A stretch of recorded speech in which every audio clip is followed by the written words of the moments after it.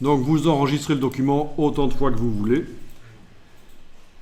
Moi je change régulièrement de nom pour les archives ici, mais même en production normale, on enregistre régulièrement sous un autre nom. Vous savez pourquoi?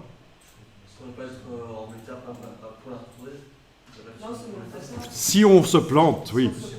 Si on fait une erreur technique ou un choix artistique pourri, au moins on a la version d'avant.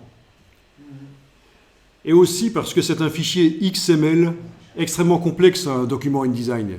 Il arrive que ça plante si vous travaillez plusieurs jours de suite sur le même document qui a le même nom, alors que le fait d'enregistrer sous un nouveau nom, ça régénère toute la structure XML et on évite les plantages. Donc il n'y a que des avantages pour enregistrer de temps en temps sous un nouveau nom.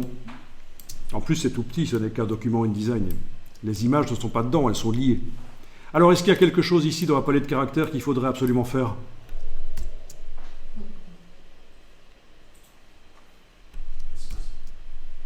Hein ? L'espace interne. L'espace interne, c'est-à-dire ? Non, l'espace entre les lettres. Oui. Et comment est-ce qu'on va régler le problème ? Est-ce qu'il n'est pas bon ? Il n'est pas génial, hein ? Il y a des espaces qui paraissent trop grands à certains endroits.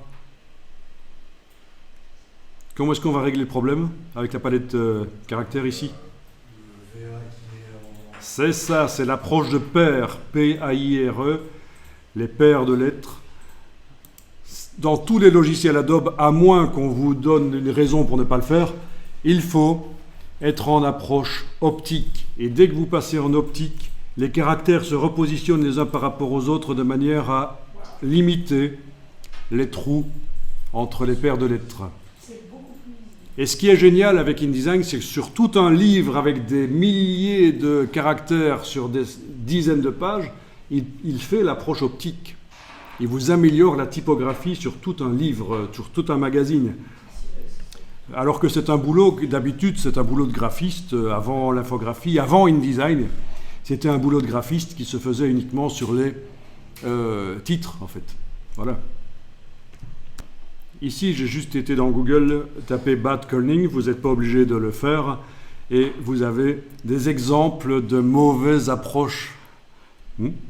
Alors, vous avez ici le thérapeute de massage, ça devient The Rapist, le violeur. Vous avez ici le Final Touch qui devient Anal Touch. Le Click Lovers qui devient Dick Lovers. Ah, c'est la foire. Hein. Le Megaflix qui devient Megafux. Donc c'est important, les approches. Ça peut vraiment changer.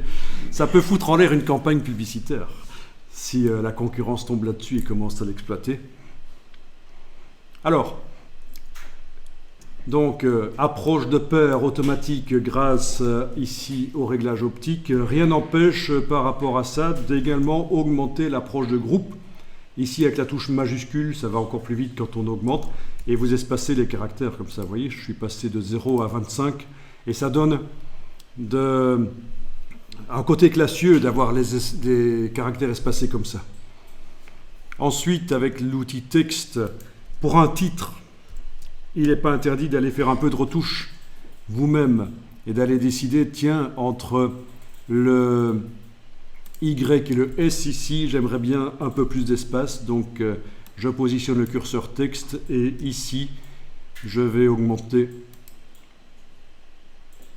Voilà, je suis passé de moins 15 à 0. Ici, entre le A et le Y, je vais aller augmenter. Alors, quand vous voyez dans les logiciels Adobe une valeur qui est indiquée entre parenthèses, ça veut dire quoi? C'est en négatif? Non. Ça ne veut pas dire qu'elle s'est faite toute seule suite à un calcul du logiciel. Ce n'est pas vous qui avez choisi la valeur. Raison pour laquelle, dès que, ici avec la touche majuscule, je passe de moins 31 à moins 25, c'est plus entre parenthèses parce que ça, c'est moi qui l'ai choisi. Voilà. Donc un peu de retouche et ce sera encore modifiable après.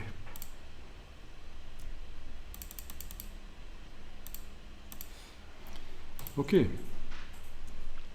Alors vous allez pouvoir faire en sorte que le bloc texte prenne la dimension la même largeur que les images en dessous. Donc avec la flèche noire, je positionne.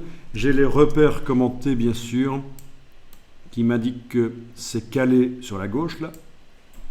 Les repères commentés, ils doivent être affichés. C'est dans Affichage, Grille et repères, repères commentés. Ils doivent être enclenchés.